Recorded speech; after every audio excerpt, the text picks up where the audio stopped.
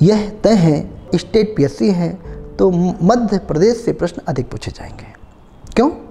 क्योंकि आपकी नियुक्ति भी प्रदेश के किसी न किसी क्षेत्र में होगी, वह झाबुआ में हो या मंदसौर में, नीमच में हो या ओंकारेश्वर में, सब जगह जाकर के आपको प्रदेश के लोगों के बीच में लोक कल्याण का विकास का कार्य करना है।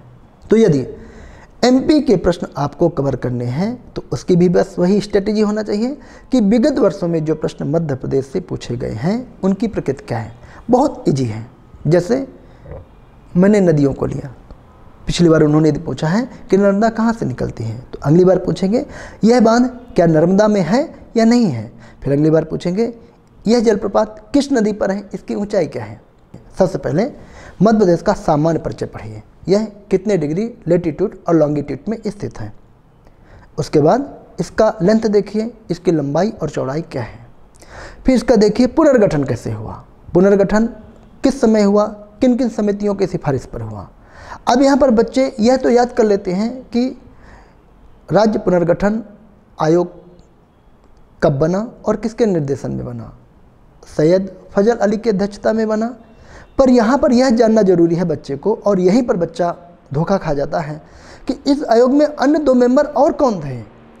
वह है अन्य 2 मेंबर हैदरनाथ कुंजरू और के एम पडिक्कर। तो जब आप अपनी स्ट्रेटेजी को इस प्रकार से ब्रीफ के साथ साथ में लॉन्ग लेंथ में ले जा करके पढ़ते हैं और यह तय करते हैं कि यहाँ से पूछे गए प्रश्न हमसे मिसिंग नहीं हो, तब आपसे मिसिंग नहीं होगा। मध्य प्रदेश में नदियाँ, एग्रीकल्चर, नेशनल पार्क और अभयारण्य, इनसे अक्सर क्वेश्चन पूछे जाते हैं। सामान्य से प्रश्न आपको नेशनल पार्क और अभयारण्यों में मिलेंगे कि कितने नेशनल पार्क, कितने अभयारण्य, वो कहाँ हैं और उनकी विशेषता क्या है। पर अक्सर एक इंटरव्यू में क्वेश्चन पूछा जाता है जो कि सिर्फ इंटरव्यू वाले बच्चे पढ़ते हैं, अक्सर बाकी लोग भूल जाते हैं और या कि मिलता नहीं पढ़ने को। वह है मुकुंदपुर सफारी। मुकुंदपुर सफारी कहाँ स्थित है, क्या है, उद्देश्य क्या है, यह प्री की किताबों में बहुत कम मिलता है। तो मुकुंदपुर सफारी सतना जिले में स्थित है, जहाँ पर सफ़ेद बाघों को संरक्षण करने के लिए प्रयास किया जा रहा है।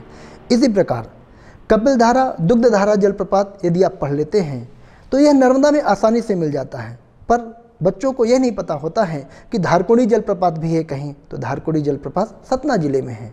ये जो छोटे छोटे प्रश्न आपके आसपास होते हैं पर किताबों में नहीं होते हैं, तो यदि आप इस प्रकार के प्रश्न एमपी से निकाल लेंगे तो आपको बेहतर तरीके से प्लानिंग करने में सुविधा होगी।